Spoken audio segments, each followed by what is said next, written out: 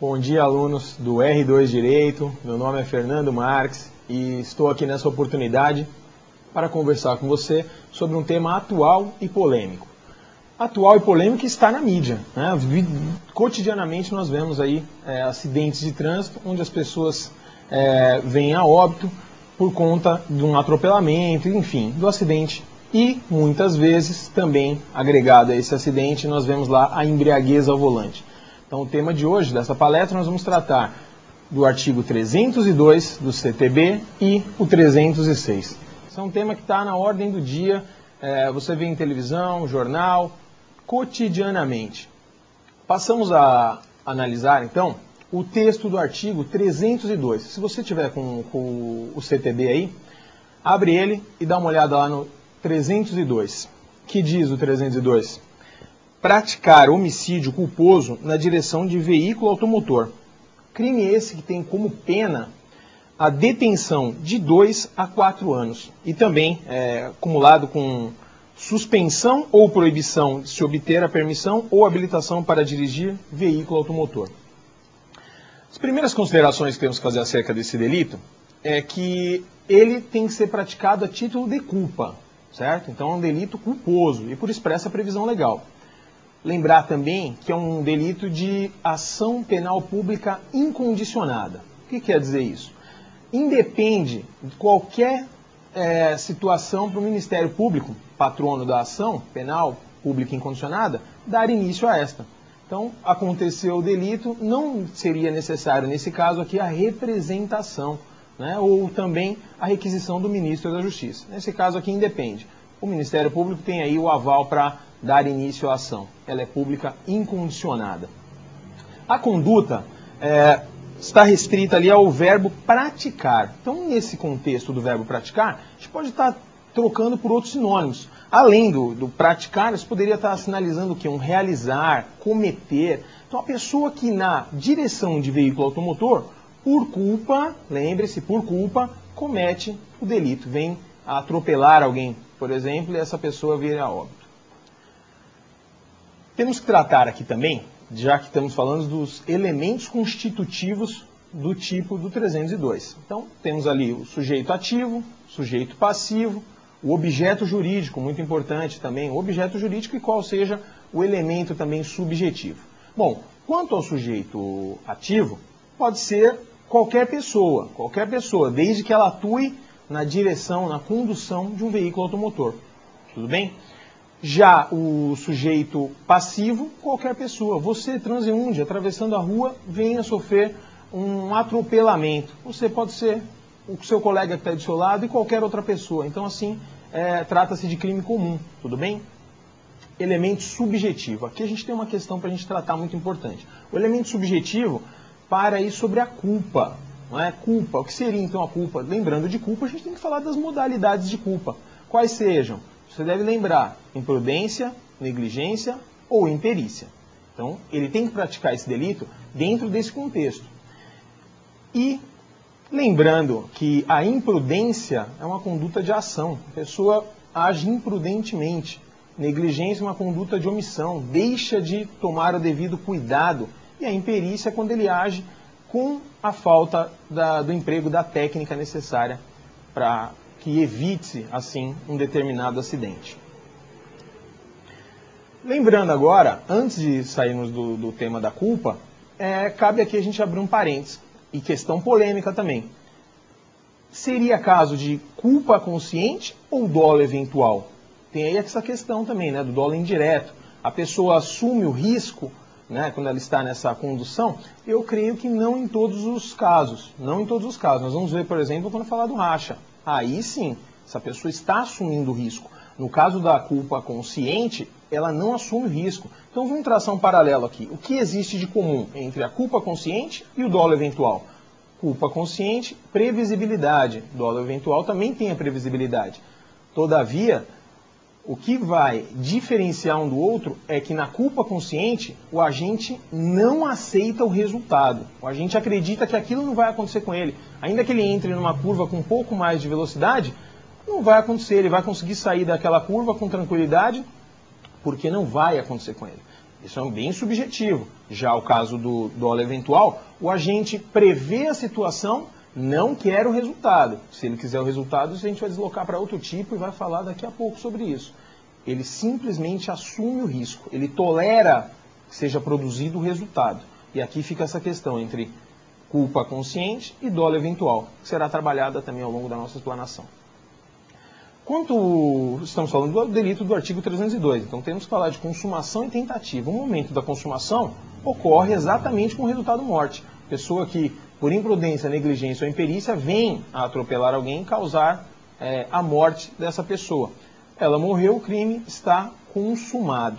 E aí fica a pergunta, cabe tentativa? A hipótese de tentativa no delito do artigo 302? Obviamente que não, tendo em vista que é um delito culposo, então não dá para tentar cometer algo que você não quer. Aqui você afasta aí a tentativa. Nesse sentido, então fica afastada a tentativa no delito do artigo 302. Temos que fazer aqui um paralelo, que também é objeto aí de questionamento pelos colegas, o artigo 302 do CTB e o artigo 121. É exatamente o que vai separar os dois, o que separa exatamente esses dois artigos. O artigo 302, a pessoa atropela outra, não é isso? Um acidente e mata. No caso do artigo 121, a pessoa tem dolo, a vontade. Então, se você disser que houve um acidente, a pessoa queria efetivamente causar a morte de outrem, que a gente afasta o 302 e leva essa conduta para o artigo 121. Caso contrário, seja culposa a conduta da pessoa, você ficaria na condução do veículo automotor do 302.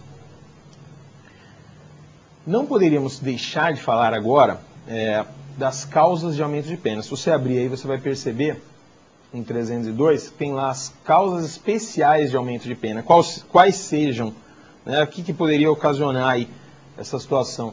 Então, não possuir permissão para dirigir ou carteira de habilitação e homicídio culposo em faixa de pedestre. Então, se ocorrer o homicídio, a pessoa estava na faixa de pedestre ou na calçada, também aí há um aumento de pena. E também, olha lá, também, terceira hipótese, deixar de prestar imediato socorro quando possível fazê-lo. Então, aquele que causou culposamente a situação do caput do artigo 302 e não socorreu, ele também vai ter uma causa de aumento de pena. Só que aqui a gente tem que ter em mente o seguinte, quando fala dessa tentativa aqui dele tentar socorrer, enfim, não quer dizer que você tem que pegar a pessoa, colocar no seu carro e levar até o hospital. Mesmo porque isso pode ocasionar aí um problema, certo? Se você não tem conhecimento para atender essa pessoa, isso pode lhe causar um problema. Então a gente tem que tomar um pouco de cuidado com isso. O que seria então essa prestação de socorro? O simples fato dele encostar o carro na via pública e fazer uma ligação para a polícia ou para o bombeiro, enfim, para a autoridade pública, já caracterizaria que ele prestou o devido socorro. Tudo bem? Bom, agora a gente passa a analisar o artigo, a gente ainda vai fazer uma conexão do 302, mas a gente passa a analisar efetivamente agora um artigo 306. Polêmico artigo 306. Por que polêmico? Polêmico porque houve uma alteração na lei. A lei 11.705 de 2008 alterou o artigo 306 e também deu outras alterações ao CTB, Código de Trânsito Brasileiro. E polêmico na medida em que ele instituiu no tipo penal, como elemento constitutivo do tipo, a quantidade de álcool que deveria estar presente no sangue do indivíduo para que seja caracterizado a embriaguez. E assim, por consequente, ele ser apenado também, estar aí incorrendo nas penas do artigo 306. Então veja que interessante, vamos só fazer uma leitura, quem tiver com o código, se tiver com o código antigo, vai ser interessante também. Então a gente teria que dar uma olhada no artigo 306 antigo e o 306 novo, tudo bem? Alterado pela lei, isso lembrando que já faz aproximadamente aí 2 anos, a lei faz aniversário agora. Será que ela está funcionando bem, não está? Está tendo efetividade essa lei? A gente vai acompanhar e vai ainda discutir sobre isso. Mas pega agora aí o código e dá uma olhadinha. Se você olhar lá o código CTB, a lei 9.503 de 97, no seu artigo originário, 316, ele dizia o seguinte texto: conduzir veículo automotor na via pública sob a influência de álcool ou substância de efeitos análogos. expondo a dano potencial à incolumidade de outrem. Então, olha que interessante, aqui a gente já tem um comentário para fazer. O crime anteriormente, ele dizia o seguinte, ele não trazia com ele, na verdade, a quantidade de decigramas de álcool por litro de sangue. Ele só dizia que uma pessoa tinha que estar sob a influência do álcool ou de substância de efeitos análogos, que traga também efeitos parecidos com o que o álcool traria. Por exemplo, drogas, cocaína, maconha, enfim, outros entorpecentes.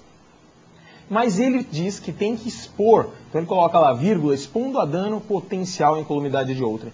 Então aqui a gente já tem uma questão para dizer. Esse delito, ele além de a pessoa estar sob a influência de álcool, ela tinha que estar expondo a dano potencial à incolumidade de outrem. O que quer dizer isso? Se você estivesse com ou sob o efeito de álcool, dirigindo seu carro de forma natural, tranquila, sem expor outras pessoas ao perigo, ao dano, você não poderia ser caracterizado o artigo 306, na medida que ele exige a exposição ao perigo. Se você vem dirigindo normalmente, tomou ali uma taça de vinho ou duas, vem dirigindo normalmente, já não seria o caso de ser enquadrado no artigo 306. O que não ocorre nos dias atuais. Porque veja como ficou a redação desse delito agora. O artigo 316 passou a vigorar com a seguinte redação: conduzir veículo automotor na via pública estando com concentração de álcool por litro de sangue igual ou superior a 6 decigramas ou sob a influência de qualquer outra substância psicoativa que determine a dependência. Olha lá.